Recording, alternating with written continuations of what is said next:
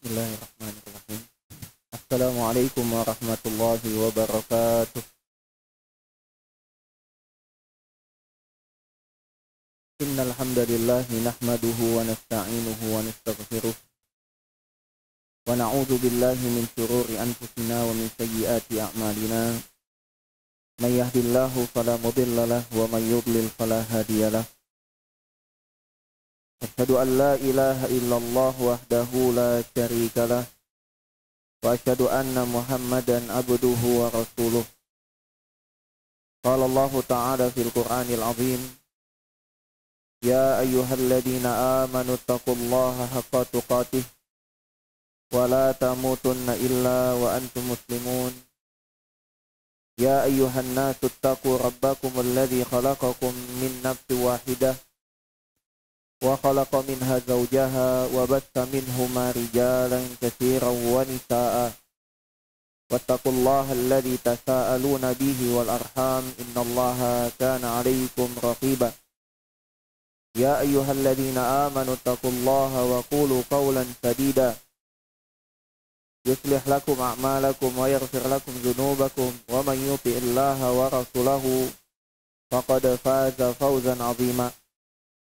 Fa inna asdaqal hadithi kitabullah wa khairal hadi hadi Muhammadin sallallahu alaihi wasallam wa syarrul umuri muhdatsatuha wa kullu muhdatsatin bid'ah wa kullu bid'atin dhalalah wa kullu dhalalatin finnar.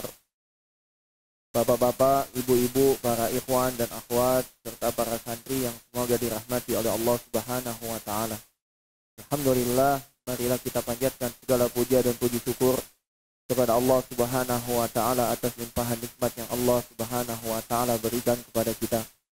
Selawat beriringan salam marilah terus kita panjatkan kepada nabi kita, Nabi besar Muhammad sallallahu alaihi wasallam. Semoga selawat dan salam juga tercurah limpahkan kepada keluarga, sahabat dan umat beliau yang mengikuti dengan benar sampai hari kiamat.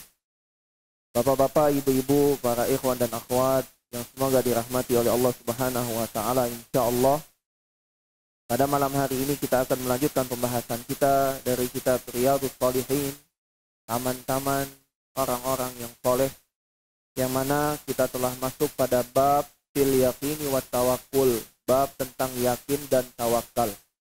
Pada pertemuan yang lalu kita telah baca tentang ayat-ayat yang dibawa oleh Imam An-Nawawi rahimahullahu ta'ala dan hadis sampai hadis ketiga, yaitu hadis yang menunjukkan bahwasannya ucapan terakhir sebelum Nabi Ibrahim alaihissalam dilemparkan ke dalam api ketika beliau ingin dibunuh oleh umatnya atau oleh kaumnya, beliau mengucapkan kalimat hasbunallah wa ni'mal wakil. Dalam riwayat yang lain kata Abdullah bin Abbas, bahwasanya Ibrahim mengatakan hasbiyallahu wa ni'mal wakil. Dan ini menunjukkan bahwasanya ucapan ini menunjukkan atas tawakalnya seseorang kepada Allah Subhanahu wa taala, dan tawakal itulah kepada Allah, tawakal kepada Allah itulah yang akan menyelamatkannya. Bagaimana ayat yang telah kita baca, wa may yatawakkal 'alallah fahuwa hasbuh. Barang siapa yang bertawakal kepada Allah, Allah akan mencukupkannya. Nah, insyaallah pada malam hari ini kita lanjutkan pada hadis nomor 77, hadis keempat pada bab ini. Telah berkata Imam An-Nawawi rahimahullahu taala, ar-rabi'u, yang keempat, an Abi Hurairah radhiyallahu anhu anin Nabi sallallahu alaihi wasallam qala. Hadis keempat dari sahabat Abu Hurairah, semoga Allah Subhanahu wa taala meridhoinya, dari Nabi Muhammad sallallahu alaihi wasallam bahwasanya Nabi bersabda.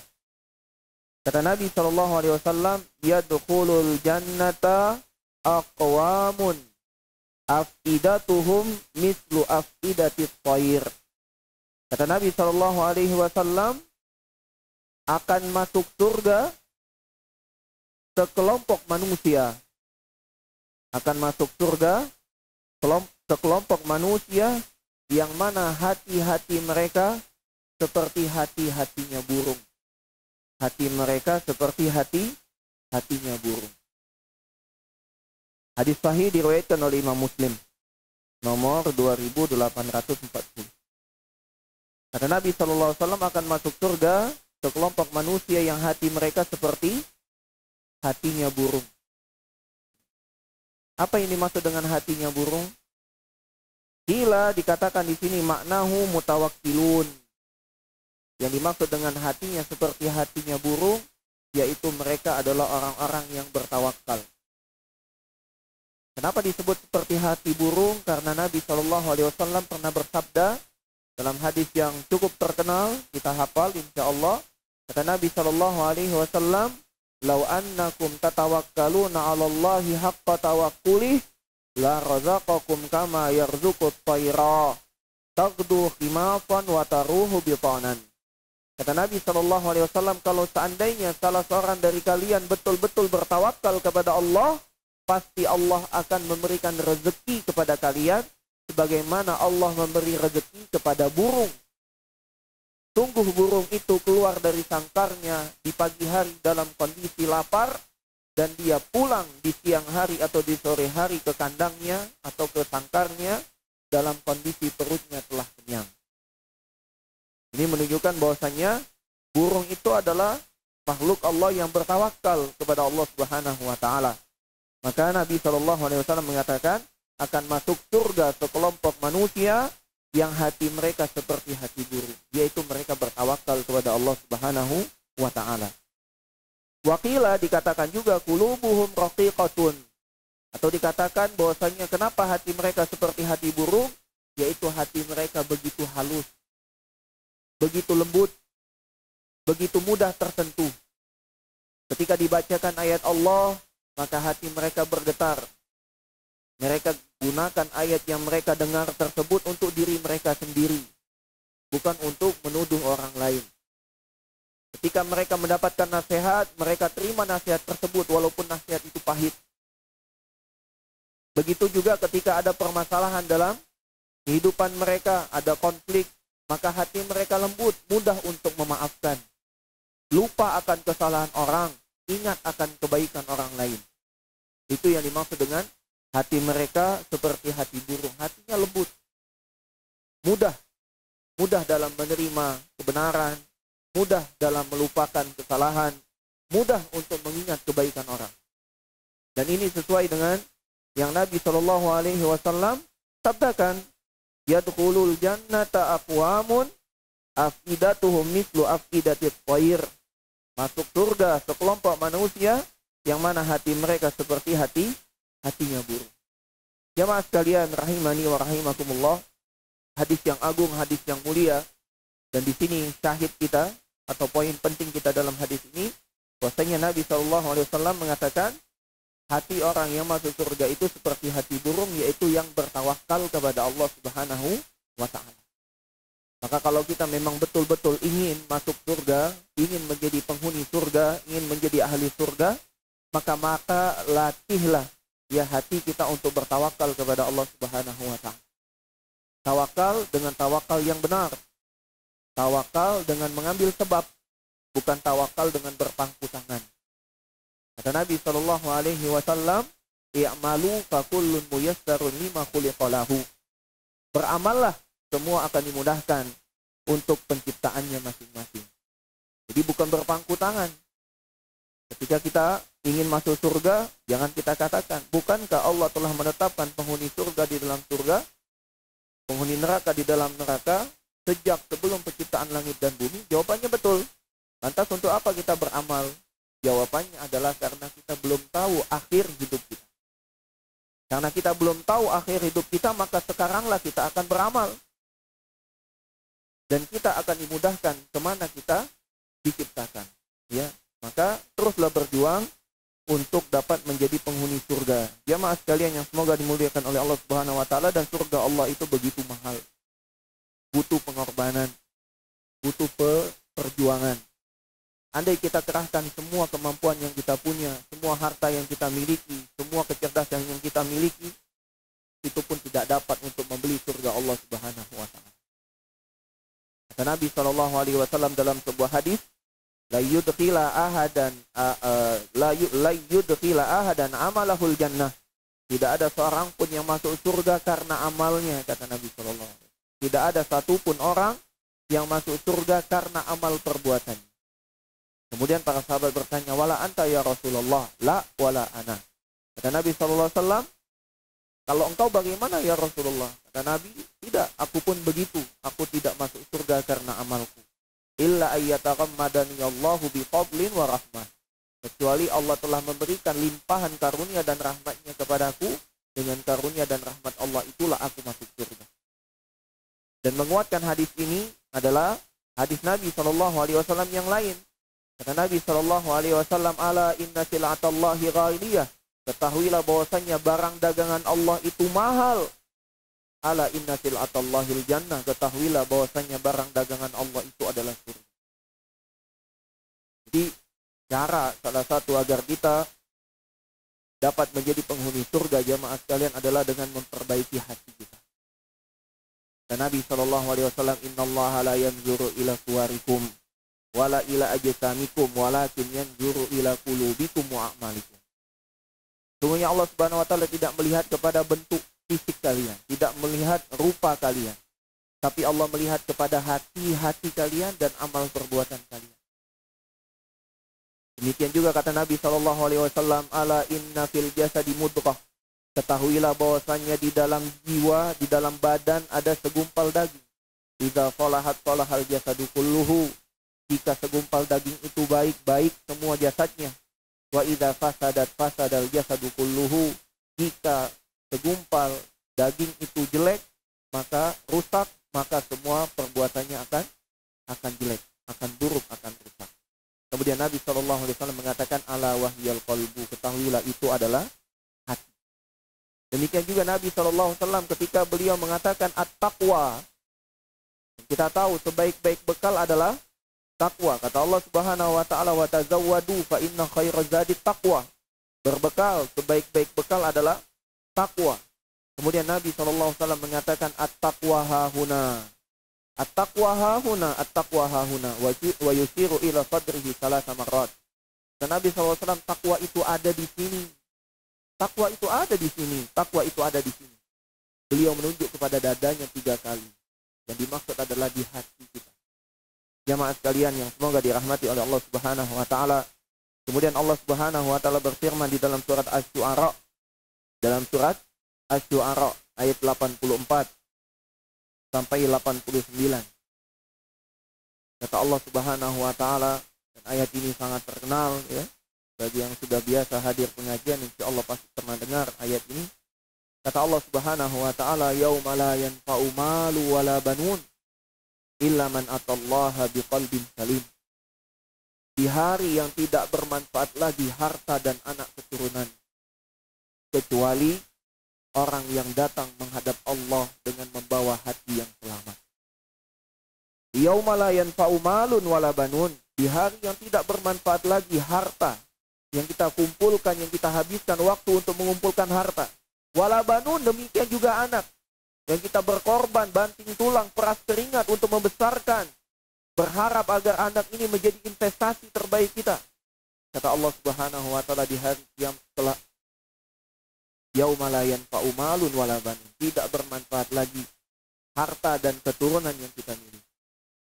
Kemudian Allah Subhanahu wa taala kecualikan illa man atallaha biqalbin salim, kecuali hamba yang datang menghadap Allah membawa hati yang selamat. Begitu pentingnya kita untuk melihat kepada hati kita jamaah sekalian yang semoga dirahmati oleh Allah Subhanahu wa taala.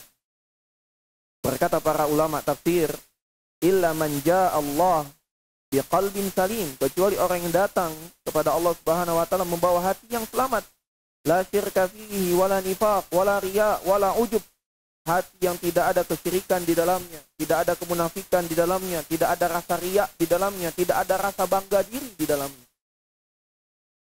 Dan ini begitu sulit. Ya. Hati kita bersih dari kesyirikan, dari kemunafikan, dari riya, dari ujub, bangga diri. Sulit. Fa innahu yantafi bimalihi alladhi anfaqtahu fi sabilillah wa bi abna'ihi alladhina yad'una lahu. Ketika kita dapat membawa hati yang selamat, barulah harta dan anak keturunan itu bermanfaat. harta yang telah kita sedekahkan, anak yang telah kita didik, kemudian anak itu menjadi anak yang soleh, itu baru bermanfaat. Jika kapan? Jika kita memiliki hati yang selamat, hati yang terbebas dari kesyirikan, dari kemunafikan, dari riya, dari ujub. Bahkan Allah Subhanahu wa taala sebelum memasukkan seseorang ke dalam surga, Allah Subhanahu wa taala bersihkan dulu.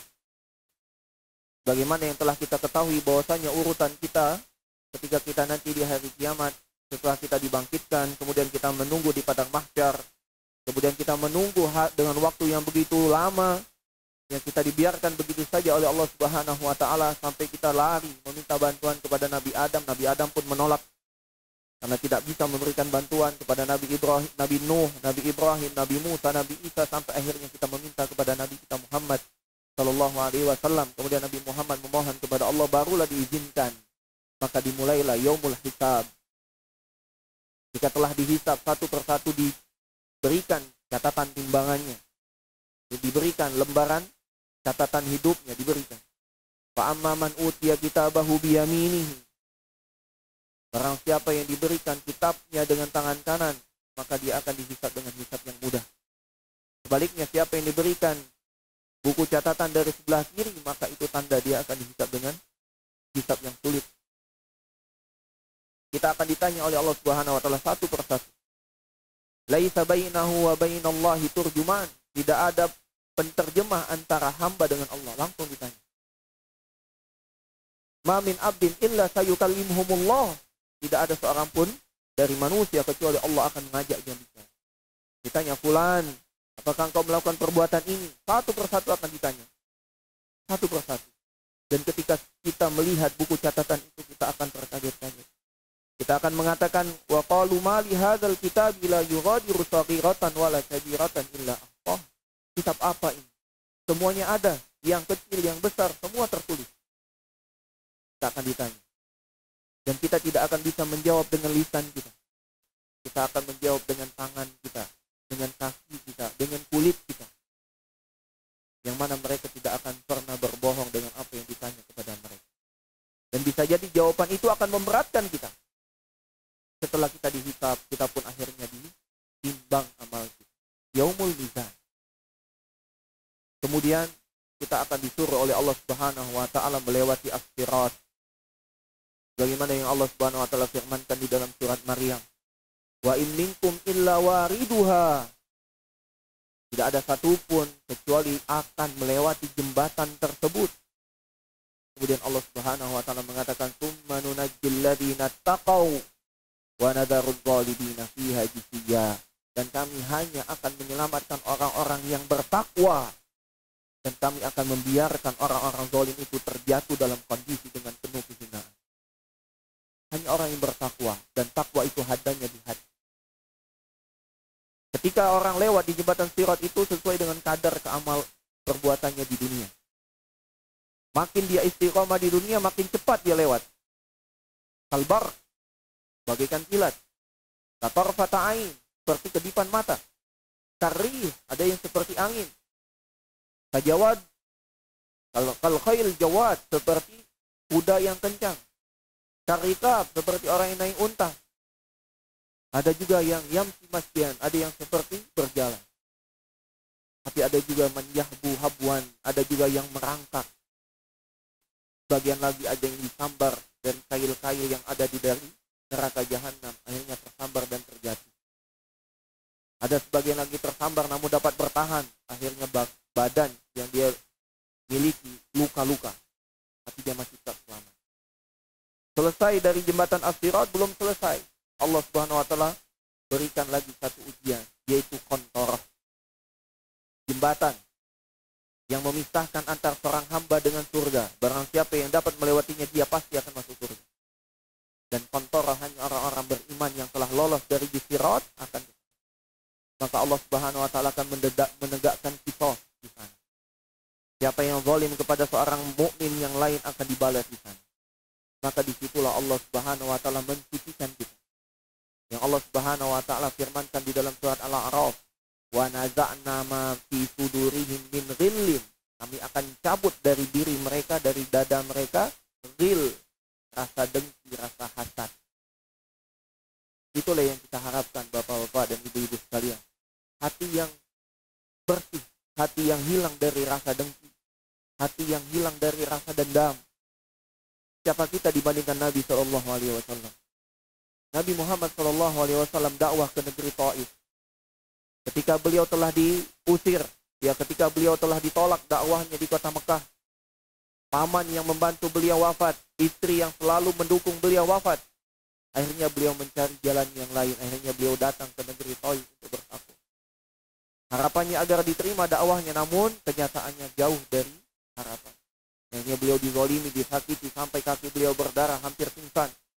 Datanglah dua malaikat gunung mengatakan kepada beliau dan mengatakan, wahai Muhammad, kami telah diberikan izin oleh Tuhan kami untuk menimpakan gunung ini kepada kaum yang telah mendustakan engkau. Apa kata Nabi? Jangan. Bahkan aku memohon kepada Allah agar keluar dari keturunan mereka manusia yang tidak pernah mempersekutukan Allah dengan sesuatu. Ini yang harusnya kita latih dalam diri kita, jamaah sekalian. Bapak, ibu-ibu sekalian. Kita hilangkan rasa ingin balas dendam, rasa amarah, apalagi hanya untuk dalam masalah pribadi, tidak ada hubungannya dengan masalah agama. Dalam penegakan syariat agama Allah Subhanahu wa taala kita hilang. Jadilah hati kita seperti hati burung. Mudah ingat dengan kebaikan orang. Sulit lupa dari kebaikan orang. Ingat terus. Mudah lupa dengan keburukan dan gangguan yang dialami, yang kita terima dari orang lain. Semoga dengan itu Allah Subhanahu wa taala memasukkan kita ke dalam surga dan menjadikan hati kita lembut bagaimana yang Nabi Shallallahu alaihi wasallam sampaikan, hati orang-orang yang masuk surga adalah hati orang-orang yang lembut seperti hati burung yang penuh tawakal kepada Allah Subhanahu wa taala. Jamaah sekalian rahimani wa rahimakumullah, itulah ya penjelasan dari hadis ke-77. Kita lanjut pada hadis ke-78. Berkata Imam An-Nawawi rahimahullahu ta'ala, al-khamisu, yang kelima dari bab ini, bab fil yaqini wa tawakkul, bab dalam yakin dan tawakal. Kata Imam An-Nawawi, an Jabirin, dari sahabat Jabir bin Abdullah radhiyallahu anhu, annahu ghaza ma'an Nabi sallallahu alaihi wasallam qibala Najdin. Kata sahabat Jabir bin Abdullah bahwasanya dia pernah berangkat berperang bersama Nabi Shallallahu Alaihi Wasallam dari arah Najd, selain kota Mekah dan Madinah. Tidak disebutkan daerah di luar kota Mekah dan Madinah. Bahwasanya Nabi Shallallahu Alaihi Wasallam pernah berangkat perang dan Jabir bin Abdullah ikut dalam peperangan itu. Falamma qafala Rasulullah Shallallahu Alaihi Wasallam qafala ma'ahum. Dan ketika Nabi Shallallahu Alaihi Wasallam pulang selesai dari peperangan tersebut, maka Jabir pun kembali bersama rombongan. Kembali, selesai berperang kembali. Fa'adrakathumul qailatu, maka di tengah perjalanan rasa kantuk pun menyergap. Ya, rasa kantuk, lelah, capek itu menyergap. Mendekati waktu zuhur, ya. Biasanya memang mendekati waktu zuhur atau selesai waktu zuhur itu adalah waktu datangnya kantuk. Fi wadin kasiril idah, tepatnya di sebuah lembah yang banyak pohon-pohon besar. Di lembah yang banyak pohon besar. Fa nazala Rasulullah sallallahu alaihi wasallam, maka Rasul pun berhenti di situ. Fa tafarraqan nasu, maka manusia pun berpencar. Ngapain? Yastazilluna bisyajar, mencari pohon yang paling nyaman. Jadi di lembah yang banyak pohon, Nabi berhenti di sana, akhirnya manusia berpencar, nyari tempat istirahatnya masing-masing. Fanazala Rasulullah sallallahu alaihi wasallam tahta samuratin. Maka Nabi sallallahu alaihi wasallam mengambil tempat istirahat di bawah pohon yang banyak rantingnya, agak besar. Fa'allaqa biha sayfahu. Kemudian beliau menggantungkan pedang beliau di ranting pohon tersebut. Pengen istirahat. Biasanya kan pedangnya terikat di badan. Nah, sekarang digantungkan oleh beliau. Fanimna naumatan, maka kami semua pun tidur. Fa idza Rasulullah sallallahu alaihi wasallam yad'una, maka tiba-tiba ketika kami tidur Nabi menyeru. Kita semuanya tidur semua nih, tiba-tiba Nabi memanggil, "Wahai sahabat," gitu ya. Maka semua sahabat pun langsung bangun dan datang menuju Nabi sallallahu alaihi wasallam. Fa idza indahu a'rabiyun, ternyata di sisi Nabi ada seorang Arab pedalaman. Faqala, maka Nabi pun mengabarkan tentang A'rabi ini, orang Arab pedalaman ini. Inna hadza ihtarata alayya sayfi. Sesungguhnya orang Arab Badui ini telah merampas pedang yang tadi aku gantungkan. Diambil pedangnya Rasul. Wa ana naim, ketika aku sedang tidur. Fastaiqastu, maka aku pun terbangun. Wa huwa fi yadihi sultan, dan ternyata pedang itu telah terhunus. Jadi orang Arab ini ingin membunuh Nabi SAW. Kemudian orang Arab Badui itu sebelum menebas Nabi SAW, beliau bertanya, atau orang Arab itu bertanya, "Man yamna'uka minni?" Orang Arab ini bertanya kepada Nabi, siapa yang dapat menghalangi aku untuk menebas dirimu atau untuk membunuh dirimu? Maka Nabi SAW mengatakan, "Qultu Allah, Allah, Allah." Kata Nabi SAW, yang dapat menghalangi engkau untuk dapat membunuhku Allah. Walam yu'aqibhu wajalasa. Maka tiba-tiba orang itu terjatuh, ya, diambil oleh Nabi SAW pedangnya, dan Nabi SAW tidak membunuh orang tersebut. Walam yu'aqibhu wajalasa. Nabi tidak membalas dendam, Pak. Padahal tadi sudah menghunuskan pedangnya, mau membunuh Nabi. Ketika Nabi SAW mengucapkan Allah, orang itu ketakutan. Lepas pedangnya langsung diambil oleh Nabi SAW, dibalik. Nabi yang akan membunuh dia. Ya, nanti kita baca kisah selanjutnya. Ketika Nabi yang memegang pedang tersebut, Nabi bertanya, "Man yamna'uka minni?" Giliran, engkau, siapa yang menghalangi engkau dari aku? Dia mengatakan tidak ada. Ya, yang dapat menghalangi aku dari dirimu tidak ada. Hanya engkau. Aku minta jangan engkau bunuh aku. Ya. Maka orang itu pun didudukkan oleh Nabi SAW di sampingnya, tidak dibunuh, Pak. Ya, muttafaqun alaih. Hadis ini diriwayatkan oleh Imam Bukhari dan Imam Muslim. Wa fi riwayatin, dalam riwayat yang lain, qala Jabir, berkata Jabir, kunna ma'a Rasulillah sallallahu alaihi wasallam bi dzatir riqai. Kata Jabir bin Abdullah, dijelaskan nama perangnya. Kami dahulu berangkat perang pada perang Zatur Riqa. Perang namanya perang Zatur Riqa. Fa iza ataina ala syajaratin zalilatin taraknaha. Maka ketika kami telah sampai di tempat atau di sebuah pohon yang begitu besar, ya, kami meninggalkan Nabi SAW. Ya, karena kami ingin berteduh di pohon tersebut. Ya, taraknaha li Rasulillah SAW. Kami tinggalkan pohon besar itu agar Nabi SAW bisa istirahat di sana. Faja'a rajulun minal musyrikin. Sedangkan kami telah pergi meninggalkan Nabi. Ya, kami istirahat masing-masing nyari pohon. Nah, pohon yang paling besar itu untuk Nabi. Sahabat yang lain nyari pohon yang lain. Ya, faja'a rajulun minal musyrikin, maka ternyata ada seorang orang musyrik datang. Wa sayfu Rasulillah sallallahu alaihi wasallam mu'allaqun bi syajarah, dan Nabi menggantungkan pedang beliau di ranting pohon.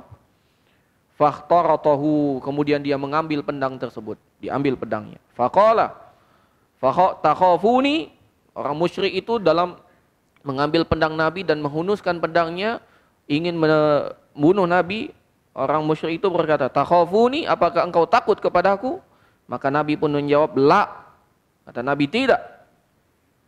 Maka akhirnya orang itu mengatakan lagi, "Faman yamna'uka minni?" Kenapa engkau tidak takut? Memang siapa yang dapat menghalangimu dari aku? Maka kata Nabi SAW, Allah, Allah yang akan menghalangi engkau dari dirimu. Ya. Wa fi riwayatin, dan dalam riwayat Abi Bakrin al-Ismaili, dari riwayat Abu Bakar al-Ismaili fi sahihihi, dalam kitab sahih, qala man yamna'uka minni, orang musyrik itu berkata, siapa yang dapat menghalangimu dariku? Qala Allah. Maka Nabi SAW mengatakan Allah. Faqala, maka fasaqata sayfu min yadihi, maka tiba-tiba badannya bergetar dan jatuhlah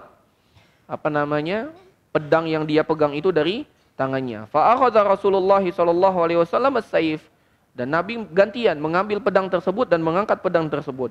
Faqala may yamna'uka minni, sekarang giliran engkau, siapa yang dapat menghalangi engkau dari diriku. Faqal kun khairan ahidin, kata orang tersebut, jadilah pemaaf. Kun khaira akhizin, jadilah pemaaf, ya. Tadi dia menggertak, sekarang dia yang kena gertak. Siapa yang menghalangi engkau dariku? Oh, jadilah pemaaf, kata dia. Ya, faqal tasyhadu alla ilaha illallah wa anni rasulullah. Taib, kata Nabi.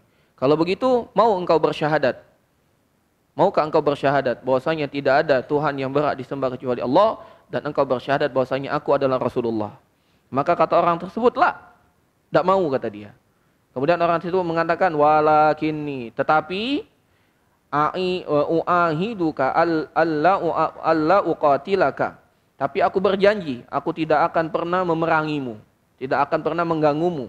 Wala aku nama qaumin yuqatilunaka, dan aku tidak akan pernah bergabung dengan kelompok yang memerangi dirimu. Fa khalla sabilahu, maka Nabi SAW membebaskan orang tersebut. Fa'ata ashabahu, maka para sahabat pun mendengar ada kejadian seperti itu, tiba-tiba langsung datang.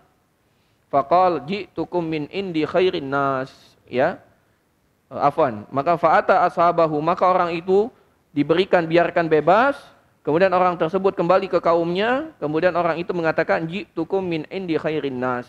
Maka kata orang musyrik tadi yang ingin membunuh Nabi, dia katakan, aku baru saja datang menemui orang yang terbaik, manusia yang paling baik. Aku ingin membunuh dia, kemudian tidak jadi, dia ingin membunuhku, namun dia memaafkan aku. Ya, inilah kisahnya. Ya, dan hadis ini menunjukkan tentang bagaimana Nabi SAW begitu tawakal. Sama seperti siapa? Kisah kemarin Nabi Ibrahim alaihissalam. Ketika kita betul-betul yakin jamaah sekalian yang dapat memberikan pertolongan hanya Allah, maka Allah akan memberikan pertolongan itu. Ya. Tapi jadi permasalahan, kita belum mampu untuk betul-betul yakin. Itu permasalahan kita. Makanya Imam An-Nawawi membawakan hadis ini dalam bab yakin.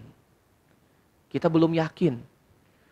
Dalam banyak kehidupan kita belum yakin. Maka cobalah kita berusaha untuk melatih diri untuk yakin. Kalau memang yang kita jalani ini merupakan kebenaran, yakin pasti Allah akan berikan jalan. Allah telah berjanji, in tansurullaha yansurkum. Jika kalian menolong agama Allah, Allah pasti akan tolong kalian. Wa may yattaqillaha yaj'al lahu makhraja. Siapa yang bertawakal kepada barang siapa yang bertakwa kepada Allah, Allah akan berikan jalan keluar untuk dirinya, ya. Dan hadis yang panjang ini diriwayatkan oleh Imam Bukhari dan Imam Muslim. Imam Bukhari dalam kitab sahihnya dan Imam Muslim dalam kitab sahihnya. Ya, ada beberapa faedah hadis yang kita ambil di sini. Yang pertama, syaja'atun Nabi sallallahu alaihi wasallam wa sabatu qalbihi amamal mukhatir. Yang pertama, betapa beraninya Nabi sallallahu alaihi wasallam dan betapa beliau begitu tetap, ya, hati beliau walaupun di hadapan bahaya yang mengincar beliau. Begitu Nabi itu begitu pemberani. Wasiqatuhu billahi ta'ala, dan Nabi SAW begitu percaya dengan Allah Subhanahu wa ta'ala. Wasidqu tawakkulihi, dan Nabi SAW betul-betul tawakal kepada Allah. Wasabrihi alal adza, dan Nabi begitu sabar dalam menghadapi gangguan. Ini yang pertama, Nabi tidak takut. Kalau kita lagi tidur, begitu bangun ada orang mau, ya, apa bahasanya, mau menggorok kita, mungkin kita sudah ketakutan. Tapi Nabi SAW tenang. Saking tenangnya Nabi, orang itu sananya, takhafuni, takut engkau sama aku. Kata Nabi, la, enggak, aku enggak takut, kata Nabi. Orang itu bingung lagi, kok dia enggak takut? Man yamna'uka minni, memang siapa yang dapat menghalangimu dari aku? Kata Nabi, Allah. Ketika mendengar lafaz Allah, gemetar dia, jatuh pedangnya, diambil oleh Nabi. Nabi nanya lagi, man yamna'uka minni, kun khaira akhizin. Kata dia, jadilah pemaaf. Ya. Ini yang pertama. Yang kedua, hubbur Rasul sallallahu alaihi wasallam wa ashabihi lil jihadi fi sabilillah. Lihat bagaimana Nabi dan para sahabat itu sangat cinta perang. Sangat cinta perang. Sangat cinta jihad di jalan Allah. Ya, sangat cinta jihad. Jadi ketika itu Nabi SAW berangkat jihad, para sahabatnya ikut jihad.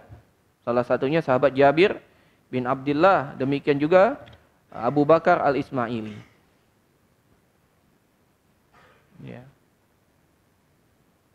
Udah masuk waktu Isya? Belum ya. Yang ketiga dari fawaid hadis ini adalah jawazu tafarruqil askar fin nuzuli wa indan naumi. Bolehnya pasukan itu berpencar ketika istirahat atau ketika tidur. Boleh berpencar. Terbukti Nabi SAW tidur sendiri, sahabat tidur tempat lain. Boleh. Tapi dengan syarat malam yakhaufu min amrin. Kalau seandainya ya aman dari musuh. Ya, kalau aman dari musuh. Karena Nabi SAW berteduh waktu itu ya aman, tiba-tiba saja ada orang yang menyusup. Yang keempat, asarut tawakkul 'Allah Ta'ala fi khulasi minasyada'id. Dampak positifnya ketika seseorang itu tawakal kepada Allah. Allah akan keluarkan dari kesulitan yang dia hadapi. Ya. Dampak positif ketika orang betul-betul bertawakal kepada Allah, Allah akan selamatkan dia dari kesulitan. Nabi SAW itu sulit sekali. Ya, diangkat pedangnya, namun Nabi yakin yang akan menyelamatkan beliau adalah Allah. Maka Allah Subhanahu wa taala jadikan orang tersebut takut. Dan ini ada kisah jamaah sekalian, ana dulu pernah bertemu dengan salah seorang dai. Masya Allah beliau perginya ke pedalaman. Beliau dakwahnya ke Papua. Ya. Jadi beliau berdakwah di sana bareng dengan para misionaris. Nah, suatu hari beliau cerita berpencar, dai-dai itu berpencar, ada salah seorang dai ke sebuah kampung yang ternyata di kampung itu banyak misionaris yang datang juga. Nah, karena dia satu orang-orang kampungnya banyak juga didukung dengan misionaris, akhirnya dai ini dikejar, ingin dibunuh. Mereka lari, mengejar, membawa senjata. Maka dai ini lari, menyelamatkan dirinya. Nah, ini salah satu bentuk tawakal. Tawakal itu bukan pasrah, tapi ada usaha. Tawakal itu bukan pasrah, tapi ada usaha. Sekampung ngejar kita, bukan katakan, hayo, Allah yang akan menghalangi. Tidak, lari Pak, lari. Maka ketika dia lari, kejar, jatuh. Ya, jatuh. Maka orang-orang itu mengangkat pedangnya, mengangkat senjatanya, ingin menebas. Maka orang tersebut, karena tidak ada yang dia miliki, dia ngangkat lengannya dan mengatakan Allahu Akbar. Wah, gitu. Maka tiba-tiba ketika orang itu mendengar dai ini yang telah terjatuh mengangkat tangannya dan mengucapkan Allahu Akbar, tiba-tiba mereka kaget. Kemudian mereka lari tunggang langgang pergi ke belakang. Maka kata dai itu, ana tidak tahu apa yang terjadi. Ana telah terjatuh, ana tutup mata, ana angkat tangan ana teriak saja Allahu Akbar gitu. Pas ana buka mata mereka sudah lari meninggalkan ana katanya. Nah, ini kalau kita ya jangan dibuat-buat juga, ini kan spontanitas. Nah, ini bedanya. Ini namanya karomah tuh begitu, Pak. Jadi tidak bisa disetting gitu ya. Kalau sudah disetting selesai itu. Ayo kejar saya gitu. Tiba-tiba dia ngangkat senjata Allahu Akbar, selesai. Gitu. Ini kan tidak disetting. Nah, ketika tidak disetting, jadilah ya. Jadi salah satu. Kalau kita memang ada di jalan Allah, pasti Allah akan bantu dengan cara yang tidak kita duga. Ya, yang tidak disetting.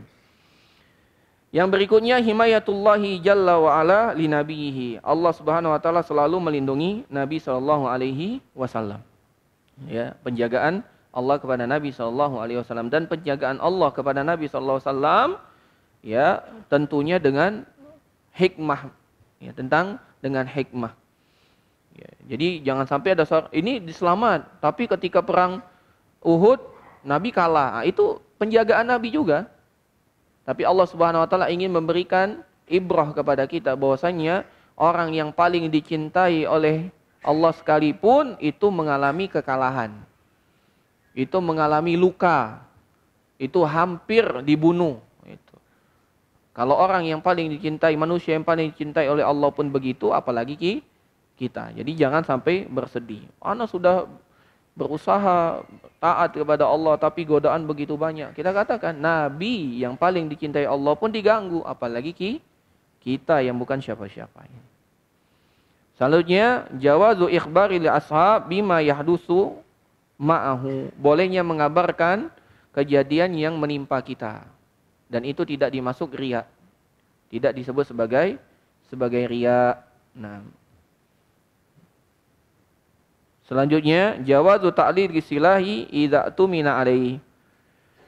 Bolehnya menggantungkan senjata seperti pedang kalau dirasa aman. Nabi menggantungkan pedangnya di atas pohon. Dan ini bukan ngalap berkah. Ya gantungkan saja. Ya, kalau dengan keyakinan kalau digantung pedangnya jadi sakti, ini tidak boleh. Ini syirik. Yang selanjutnya suratu istijabati sahabah li Rasulillah sallallahu alaihi wasallam. Begitu cepatnya sahabat itu merespon panggilan Nabi padahal mereka sedang tidur. Ketika Nabi manggil langsung bangun. Begitu seharusnya. Siap, ya. Kemudian selanjutnya al-amir wal qaid yusyarik ma'a jundihi fil qital. Pemimpin perang harus ikut perang. Nabi sallallahu alaihi wasallam ikut perang, ya. Dan Nabi sallallahu alaihi wasallam bersama para sahabatnya, tentara yang lain. Yang terakhir dari faedah hadis ini, afwun Nabi sallallahu alaihi wasallam wa karamu khuluqihi, ya. Bagaimana Nabi itu begitu pemaaf dan begitu mulia. Ketika orang telah ingin membunuh beliau, ketika posisinya dibalik, Nabi tidak membalas. Dan sifat ini yang harus kita latih, bapak-bapak, ibu-ibu, para ikhwan dan akhwat sekalian. Berusaha memaafkan. Ya. Berat, Ustaz, dia telah menyakiti anak, Ustaz. Dia telah menzalimi anak, dia telah mengambil kebahagiaan anak. Wah, gitu. Kita katakan, kita ini banyak dosa enggak? Ya banyak, Ustaz. Ala tuhibbu ayyaghfirallahu lakum? Maukah engkau Allah ampuni dosa kalian atau dosa engkau? Jawabannya mau, ya maafkan dia. Semoga dengan itu Allah maafkan kesalahan kita. Gitu aja, Pak. Jadi kalau kita ada masalah dengan orang gitu ya, berat ingin memaafkannya. Kita katakan, kita punya dosa enggak? Punya. Mau enggak Allah memaafkan dosa kita? Mau, ya maafkan dia. Semoga dengan kita memaafkan orang tersebut, Allah maafkan kita. Apalagi kalau permasalahannya permasalahan individu, permasalahannya personal, ya. Tidak usah diambil hati, ya. Sehari 2 hari tidak apa-apa, 3 hari sudah lupakan. Ketika ditanya mana yang terbaik, yang meminta maaf atau yang memaafkan? Yang terbaik adalah tergantung siapa. Tergantung siapa. Kalau seandainya orang yang dizolimi, maka dia adalah orang terbaik adalah ketika dia mampu memaafkan. Ya. Wallahu alam bisawab. Naam, ini sudah azan. Sallallahu ala nabiyina Muhammad wa ala alihi washabihi ajmain. Kita lanjutkan setelah mendengar azan.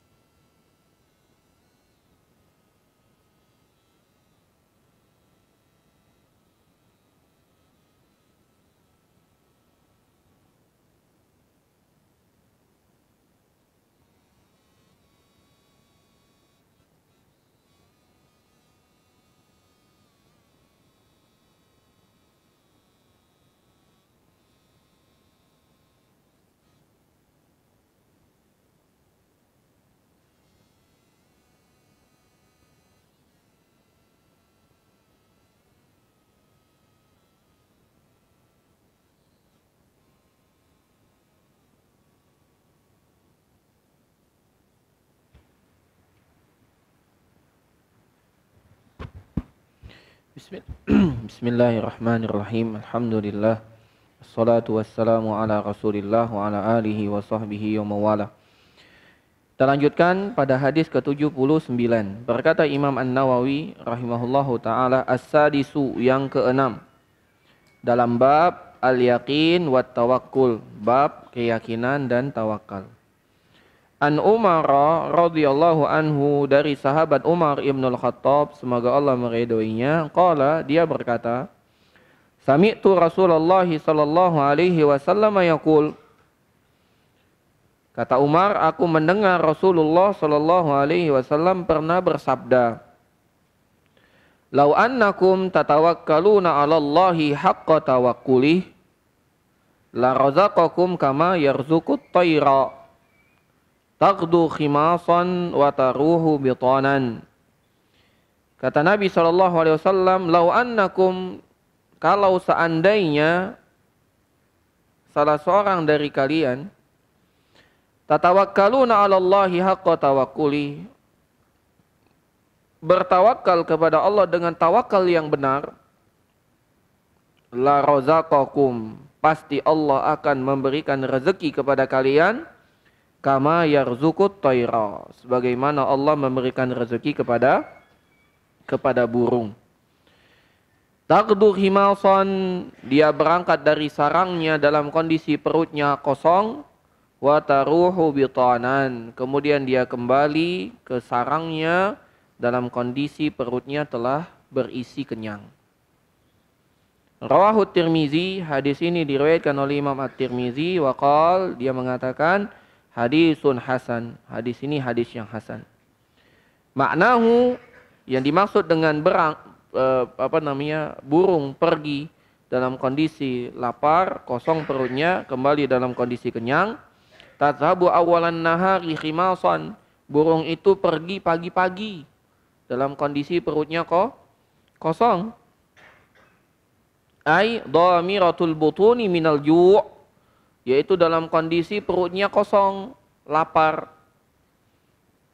Wa tarji'u akhirun nahari bitanan, dan dia kembali ke sangkarnya di akhir siang atau di akhir hari dalam kondisi perutnya bitanan, penuh, mumtali'atul butun, perutnya penuh dengan makanan. Bahkan burung itu, jamaah sekalian, bukan hanya perutnya yang kenyang, bahkan dia bisa membawa makanan untuk anak-anaknya di dalam sangkarnya, di dalam sarangnya. Ya. Inilah hadis Nabi Muhammad SAW. Hadis ini juga diriwayatkan oleh Imam An-Nasai, oleh Imam Ibnu Majah, dan dalam kitab yang lain juga diriwayatkan dari kitab sunan yang lain, ya, dari sahabat Umar Ibnu Al-Khattab radhiyallahu taala anhu. Naam.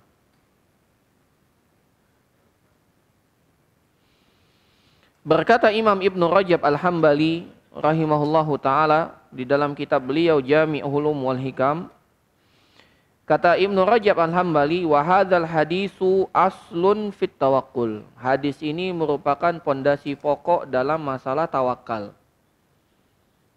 Makanya tadi kita baca hadisnya, akan masuk surga sekelompok manusia hati mereka seperti hati burung, yang dimaksud bertawakal. Kata Imam Ibnu Rajab, hadis ini merupakan pondasi pokok dalam masalah tawakal. Wa annahu min a'zamil asbab allati yastajlibu biha rizq, dan tawakal itu merupakan sebab paling penting, sebab paling agung, sebab paling besar untuk memperoleh rezeki. Jadi sebab paling besar untuk orang mendapatkan rezeki itu tawakalnya, Pak. Dan tawakal itu ada yang benar, ada yang salah. Karena kata Nabi SAW, lau annakum tatawakkaluna 'ala Allahi haqqa tawakkulih. Kalau seandainya salah seorang dari kalian itu bertawakal kepada Allah dengan tawakal yang benar, berarti ada tawakal yang tidak benar. Apa tawakal yang tidak benar? Adalah tawakal yang hanya mengatakan kalau Allah berkehendak pasti akan terwujud, kemudian dia tidak mengambil sebab akibatnya. Padahal kalau dalam masalah dunia, dia pasti mengambil sebabnya. Kalau dia lapar, dia cari makan. Sudah dapat makanan, dia usaha lagi tuh. Misalnya nih, waduh lapar, cari makan. Datang dia ke warung, dapatlah makanan. Apakah dia hanya melihat aja tiba-tiba kenyang? Kan enggak. Berusaha lagi, dia apa usahanya? Ngelok-ngelok kantong. Habis itu kasih ke siapa? Ke penjaga warungnya. Terus kata penjaga warungnya, ambillah katanya. Ngambil sendiri dia ambil. Ya sudah pegang tuh nasi uduk. Ya. Apakah langsung kenyang? Enggak, berusaha lagi. Dia apa usahanya? Dia buka staplesnya itu. Langsung kenyang buka staples? Enggak. Diambil sendoknya, dia buka apanya? Kerupuknya, dia buka telurnya apalagi. Jadi dia buka semua, oh kenyang. Enggak. Dia suapkan dulu. Masuk mulut. Habis masuk mulut, wah sudah kenyang. Enggak. Usaha lagi apa? Dia harus kunyah. Bayangkan itu dalam masalah makan. Kemudian kita masalah masuk surga. Kalau Allah mau Allah masukkan saya ke surga. Subhanallah. Ketahuilah bahwasanya surga itu dagangan Allah yang paling mahal. Untuk makan saja kita usahanya banyak sekali. Ya. Anda Ustaz, anak di rumah tinggal makan. Kata siapa tinggal makan? Ya orang tua antum untuk mendapatkan beras beli beras. Beras sudah sampai rumah langsung antum makan. Enggak, dicuci dulu oleh ibu antum. Ya, dimasaknya dulu di tanah. Sudah masak, harus antum ambil dulu, pindahkan ke piring. Habis pindahkan ke piring, antum tunggu dulu sampai dingin. Itu saja butuh proses. Jadi tawakal yang benar adalah tawakal yang dipenuhi dengan usaha maksimal. Tawakal yang benar adalah tawakal yang dipenuhi dengan usaha maksimal. Kalau seandainya kita belum tercapai apa yang kita inginkan, mungkin usaha kita belum maksimal.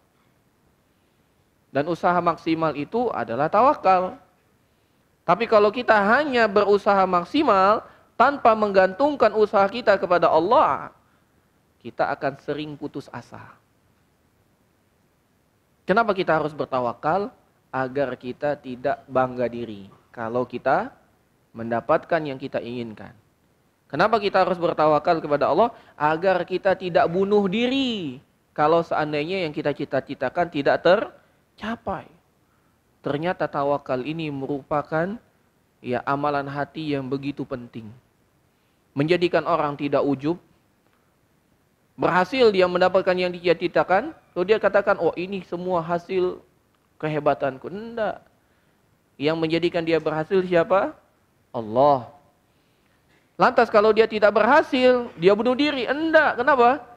Karena dia telah berusaha. Semua adalah takdir Allah dan takdir Allah pasti baik. Ya.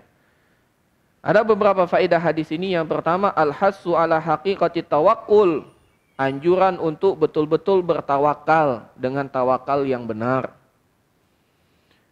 Wa annahu yanbaghi ayyakuna bi sidqin wa yaqinin fi kulli sya'nin min syu'un.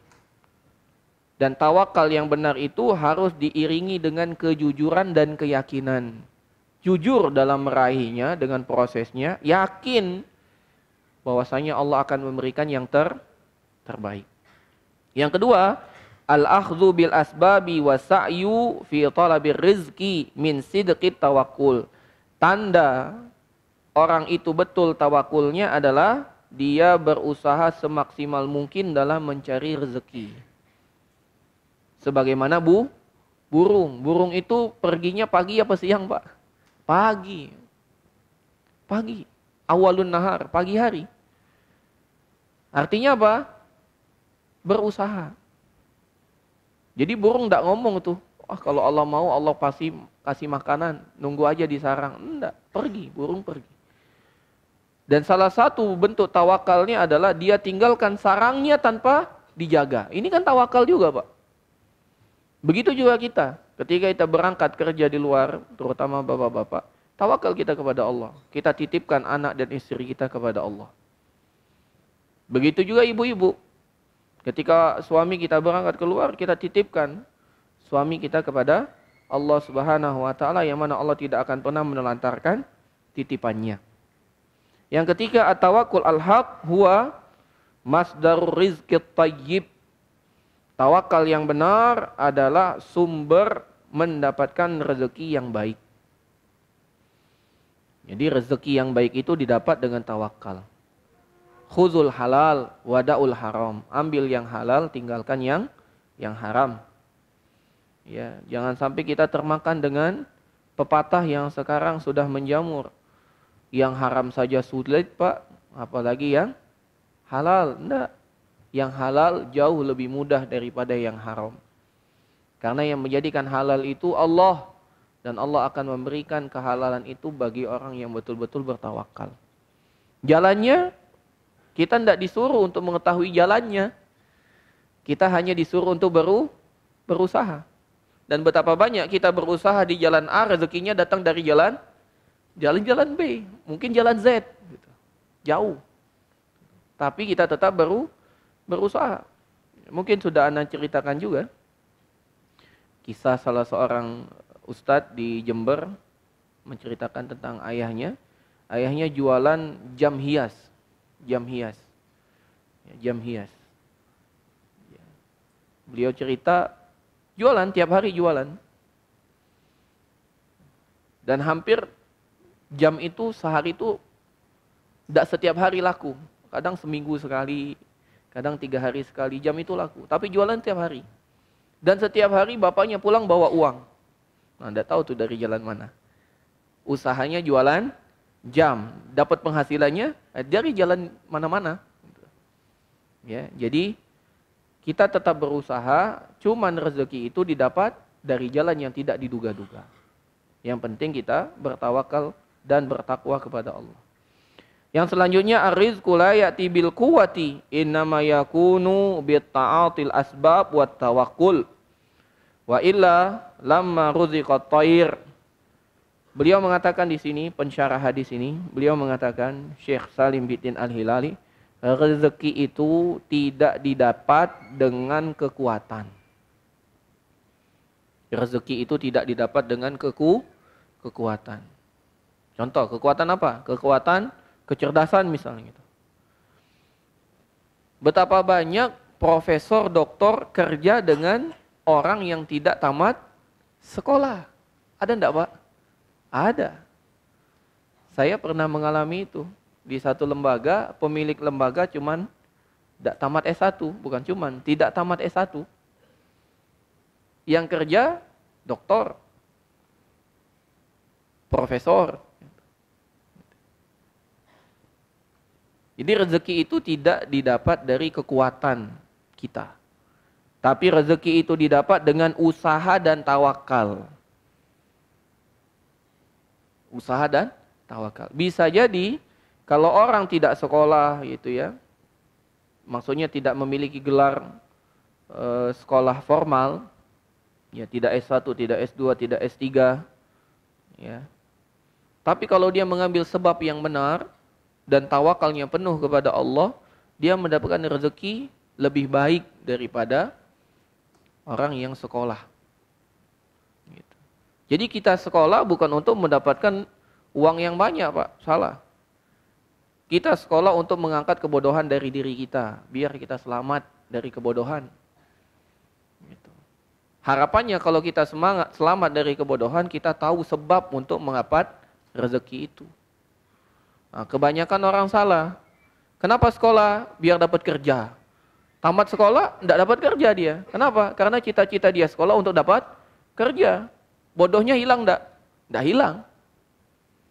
Coba kalau dia niat sekolah untuk mengangkat kebodohan dari dirinya. Hilang kebodohannya. Kalau tidak dapat kerja, bikin kerja sendiri. Ya.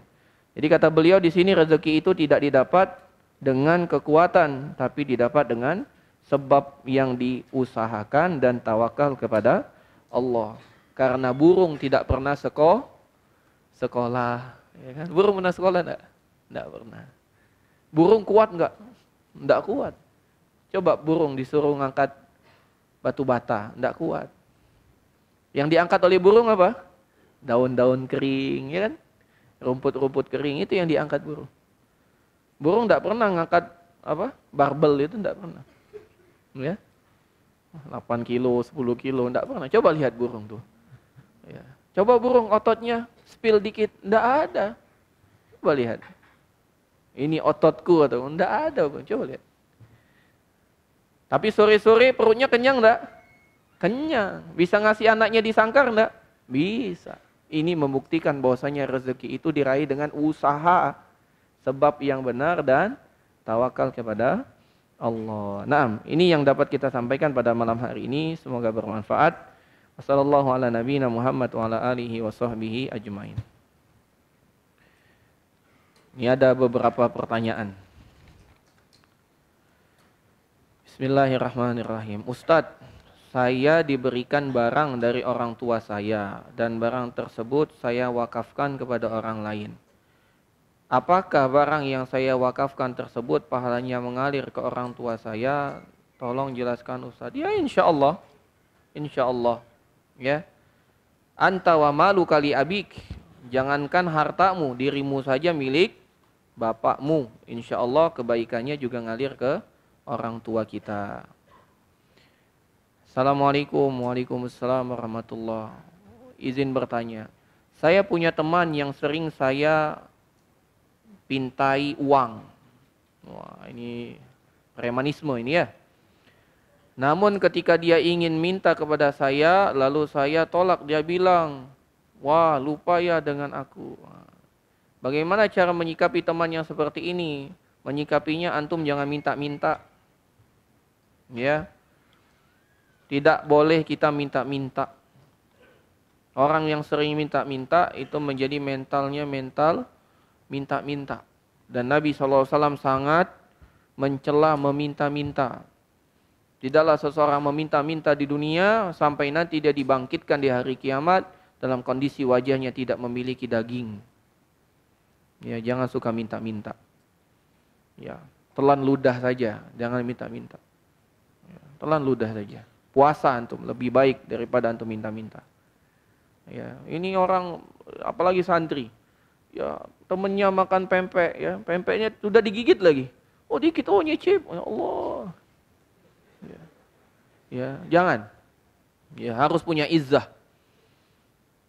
Kata Nabi SAW, wa izzuhu ala inna syarafal mu'min qiyamuhu bil lail wa izzuhu istighna'u anin nas. Kata Nabi SAW, ketahuilah kemuliaan seseorang manusia mukmin itu, kemuliaan seorang mukmin qiyamuhu bil lail, ketika dia mampu salat malam. Wa izzuhu, kemuliaannya istighna'u anin nas, dia mampu ya tidak meminta kepada manusia, tidak butuh dengan manusia. Jadi jangan meminta-minta. Ya, sabun, handuk, ya jangan minta. Coba sampo dikit, coba sabun sedikit. Sedikit-sedikit lama-lama menjadi. Assalamualaikum, semoga sehat selalu, amin. Saya sedang malas untuk menghafal dan merojaah, ini curhat semua ya. Dan ketika saya sedang ingin merojaah, saya selalu ingat dengan lagu-lagu. Dan ketika saya lawan lagu tersebut, itu bisa. Dan ketika di pertengahan, teringat lagi. Ya. Bagaimana melawan hal tersebut? Lawan terus. Ya. Lawan terus. Jangan sampai kalah antum. Lawan terus. Ya. Dan caranya antum baca surat Al-Falaq An-Nas.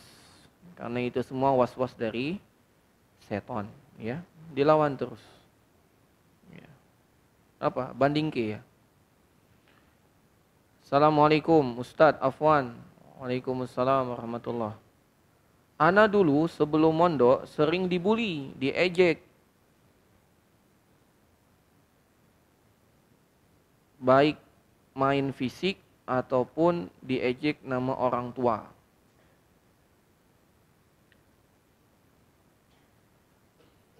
Apakah ana dulu terzolimi dan mendapatkan pahala dari anak terzolimi? Tergantung, kalau antum bersabar insya Allah dapat pahala. Tapi kalau antum tidak sabar, tidak dapat. Assalamualaikum Ustadz. Ustadz, waalaikumsalam. apabila ada orang yang tidak memaafkan kita, apa saya mendapatkan dosa musuhan syukran? Ya, antum usahakan terus minta maaf sampai dimaafkan. Ya. Apalagi antum salahnya besar. Ya. Antum minta maaf sampai dia maafkan. 1000 cara antum harus lakukan agar dia memaafkan antum. Hitung hari ini 1, 2, 3 sampai 1000. Ya. Kalau 1000 tidak dimaafkan, nah baru antum bilang, ya Allah, aku telah berusaha 1000 cara, dia tidak memaafkan, engkau paling tahu. Gitu. Tapi kalau baru 1, 2 kali aku minta maaf tidak dimaafkan, 1000 bukan 2, 1000 kali. Bismillah, bagaimana jika ana sulit untuk memaafkan saudara ana karena menyerumuskan ibu ana di dalam perkara riba? Apakah ana berdosa Ustaz karena sulit untuk memaafkannya? Kalau antum merasa orang tersebut telah menyerumuskan keluarga kita kepada dosa, maka yang harusnya antum lakukan adalah berdoa agar orang tersebut mendapat petunjuk. Dan antum makin semangat belajarnya di sini agar ketika antum pulang, antum dapat memberitahu kepada orang tersebut bahwasanya yang ia lakukan salah. Kalau hanya sekedar benci, dendam, ya dia tetap di dalam keburukan. Tapi kalau antum sampai memberikan petunjuk kepada dia dengan ilmu, antum akan dapat pahala. Kata Nabi SAW, man dalla ala hudan kana lahu minal ajri wa ajri man minal ajri man tabi'ahu min ghairi an yanqusa min ujurihim syai'a. Dan Nabi SAW, siapa yang menunjukkan kepada petunjuk, maka dia akan mendapatkan pahala dan pahala orang yang mengikutinya tanpa sedikit pun mengurangi pahala orang yang melakukannya tersebut. Jadi cita-citanya harus lebih tinggi. Ya, jadi antum maafkan, antum jelaskan agar dia mendapatkan kebaikan. Ingat Nabi SAW, Nabi itu mau dibunuh sama Umar. Tapi akhirnya Umar masuk Islam dan jadi orang yang paling mencintai Nabi. Ya, begitu juga antum melakukan seperti itu. Assalamualaikum Ustaz. Waalaikumsalam. Saya memiliki teman yang sering berkata tidak ridho. Tidak ridho. Ridho banyak di sini. Tolong Ustaz, seperti mana ini Ustaz? Seperti apa ini? Ya kalau dia sering tidak ridho dengan antum, bikin dia ridho dengan antum. Ya, gimana caranya? Ya, antum jangan ganggu dia. Tahan tangan, jangan sampai ganggu orang. Tahan lisan, jangan sampai ganggu. Ya, biar dia ridho. Tapi kalau memang antum tidak mau berubah, ya wajar kalau orang tidak ridho dengan antum. Ya, nanti akan diminta semua pertanggungjawabannya di akhirat. Di sekarang antum tidak dapat poin, ya, tidak dapat skorsing, tidak dapat hukuman, iya selamat sekarang. Di akhirat tidak ada yang bisa selamat. Semua akan dimintai pertanggungjawaban oleh Allah Subhanahu wa Ta'ala. Ya, maka hendaklah kita betul-betul takut. Takut. Hadirkan Allah selalu mengawasi kita. Dan ingat, kita kalau memang betul-betul mau masuk surga, perbaiki hati. Perbaiki hati kita. Dan kita tidak akan pernah dapat memperbaiki hati kecuali kita harus berusaha dengan maksimal. Demikian yang dapat disampaikan. Lebih dan kurang kami mohon maaf. Pada Allah kami mohon ampun. Kita tutup dengan doa kafaratul majlis. Subhanakallahumma wa bihamdika asyhadu an la ilaha illa anta astaghfiruka wa atubu ilaik. Assalamualaikum warahmatullahi wabarakatuh.